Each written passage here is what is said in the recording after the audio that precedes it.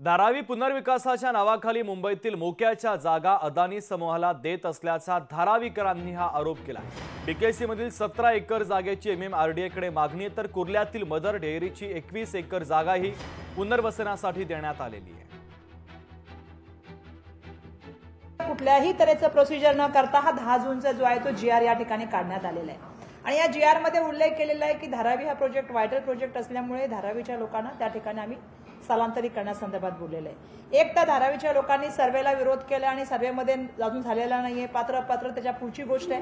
आणि सगळ्यात महत्त्वाची आम्ही सुरुवातीपासून एका गोष्टीची मागणी करत आहोत की धारावीमधल्या माणसांना धारावीमध्ये घर मिळालं पाहिजे। धारावीचा जोही पुनर्विकास आहे हा धारावीसाठीच्या लोकांसाठी झाला पाहिजे। ज्या वेळेला एवढे फायदे अडाणींना मोदी करून देत आहे देशाचे पंतप्रधान, त्यावेळेला त्यांची भूमिका ही लोकांच्या प्रती काय असली पाहिजे। त्यामुळे आमचं म्हणणं आहे की धारावीच्या माणसाला धारावीमध्ये घर मिळालं पाहिजे आणि त्याच सेक्टरमध्ये मिळालं पाहिजे आणि म्हणून आमचा त्या ठिकाणी विरोध असताना, सर्वे होत नसताना सुद्धा आता या ठिकाणी हा नवीन प्रस्ताव आलेला आहे। लोकशाही मराठी ऐका, पहा, जागरूक रहा।